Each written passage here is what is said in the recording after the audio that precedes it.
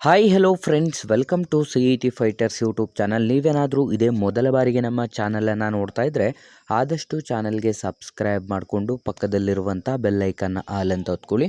ಬನ್ನಿ ಸ್ನೇಹಿತರೆ, ಇವತ್ತಿನ ಈ ಒಂದು ವಿಡಿಯೋದಲ್ಲಿ RTO ಇಲಾಖೆಯಲ್ಲಿ ಖಾಲಿರುವಂಥ ವಿವಿಧ ಹುದ್ದೆಗಳ ಅಧಿಸೂಚನೆ ಮುಖಾಂತರ ಕಂಪ್ಲೀಟಾಗಿ ಮಾಹಿತಿಯನ್ನು ತಿಳಿಸ್ಕೊಡ್ತೀನಿ. ವಿದ್ಯಾರ್ಥಿಗಳು ವಿಡಿಯೋನ ಸ್ಕಿಪ್ ಮಾಡದೆ ಕೊನೆವರೆಗೂ ನೋಡಿ.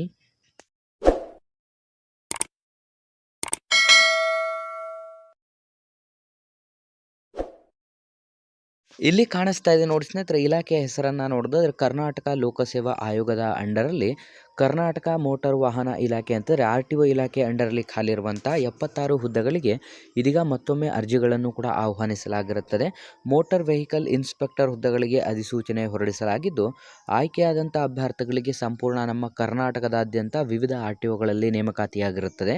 ಈ ಒಂದು ಅಧಿಸೂಚನೆಗೆ ಕಂಪ್ಲೀಟಾಗಿ ನಾವು ಡಿಸ್ಕ್ರಿಪ್ಷನ್ ಬಾಕ್ಸಲ್ಲಿ ಕೊಟ್ಟಿರುವಂಥ ಲಿಂಕ್ ಮೇಲೆ ಕ್ಲಿಕ್ ಮಾಡಿ ಆನ್ಲೈನ್ನ ಮುಖಾಂತರ ಅರ್ಜಿಗಳನ್ನು ಸಲ್ಲಿಸಬೇಕಾಗಿರುತ್ತೆ. ಯಾರೆಲ್ಲ ನೀವು ಪೊಲೀಸ್ ಇಲಾಖೆ ಮತ್ತು PDO ಹುದ್ದೆಗಳಿಗೆ ಸಂಬಂಧಪಟ್ಟಂಥ ಎಕ್ಸಾಮ್ ಪ್ರಿಪರೇಷನ್ ಮಾಡ್ಕೋತಾ ಇದ್ದರೆ ಹಿಂದೆ ಡಿಸ್ಕ್ರಿಪ್ಷನಲ್ಲಿರುವಂಥ ನಮ್ಮ ಪೊಲೀಸ್ ಫೈಟರ್ಸ್ ಯೂಟ್ಯೂಬ್ ಚಾನಲ್ಗೆ ಸಬ್ಸ್ಕ್ರೈಬ್ ಮಾಡ್ಕೊಳ್ಳಿ. ಇಲ್ಲಿ ಖಾಲಿ ಇರುವಂಥ ಹುದ್ದೆಗಳ ವಿವರವನ್ನು ನೋಡ್ತಾ ಹೋಗೋದಾದರೆ ಮೋಟಾರ್ ವೆಹಿಕಲ್ ಇನ್ಸ್ಪೆಕ್ಟರಲ್ಲಿ 70, ಇದು NHK RPC ವಿಭಾಗದಲ್ಲಿ ಆಗಿದ್ದರೆ ಮೋಟಾರ್ ವೆಹಿಕಲ್ ಇನ್ಸ್ಪೆಕ್ಟರ್ HK ವಿಭಾಗದಲ್ಲಿ 6 ಹುದ್ದೆಗಳು, ಟೋಟಲ್ 76 ಹುದ್ದೆಗಳಿಗೆ ಅರ್ಜಿಗಳನ್ನು ಆಹ್ವಾನಿಸಲಾಗಿದ್ದು, ಆಯ್ಕೆಯಾದಂಥ ಅಭ್ಯರ್ಥಿಗಳಿಗೆ 33,450 ರೂಪಾಯಿಂದ 62,600 ರೂಪಾಯಿ ಪ್ರತಿ ತಿಂಗಳ ಒಂದು ಮಾಸಿಕ ವೇತನವನ್ನು ಕೂಡ ನಿಗದಿಪಡಿಸಲಾಗಿರುತ್ತದೆ.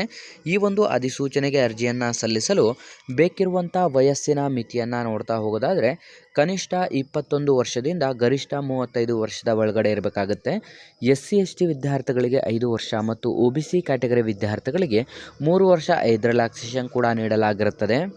ಆಯ್ಕೆಯಾದಂಥ ಅಭ್ಯರ್ಥಿಗಳಿಗೆ ಈ ಒಂದು ಅಧಿಸೂಚನೆಗೆ ಕಂಪ್ಲೀಟಾಗಿ ನಮ್ಮ ಕರ್ನಾಟಕದಾದ್ಯಂತ ನೇಮಕಾತಿಯಾಗಿದ್ದು, ಅರ್ಜಿ ಶುಲ್ಕವನ್ನು ನೋಡಿದ್ರೆ SC ST category first PWD ಮತ್ತು ಮಾಜಿ ಸೈನಿಕ ಅಭ್ಯರ್ಥಿಗಳಿಗೆ 50 ರೂಪಾಯಿ ಆಗಿದ್ದರೆ, ಇನ್ನು ಮಿಕ್ಕುಳಿದಂತೆ SC ST PWD ಕ್ಯಾಟಗರಿ ವಿದ್ಯಾರ್ಥಿಗಳಿಗೆ ಶುಲ್ಕದಿಂದ ವಿನಾಯಿತಿಯನ್ನು ನೀಡಲಾಗಿದ್ದು, category 2A 2B 3A 3B category ವಿದ್ಯಾರ್ಥಿಗಳಿಗೆ 300 ರೂಪಾಯಿ ಮತ್ತು ಸಾಮಾನ್ಯ ವರ್ಗದ ಅಭ್ಯರ್ಥಿಗಳಿಗೆ 600 ರೂಪಾಯಿ ಅರ್ಜಿ ಶುಲ್ಕವನ್ನು ಆನ್ಲೈನ್ನ ಮುಖಾಂತರ ನೀವು ಎಲ್ಲ ಅಭ್ಯರ್ಥಿಗಳು ಅರ್ಜಿಗಳನ್ನು ಸಲ್ಲಿಸಿದ ನಂತರ ಪೇಮೆಂಟನ್ನು ಮಾಡಬೇಕಾಗಿರುತ್ತದೆ.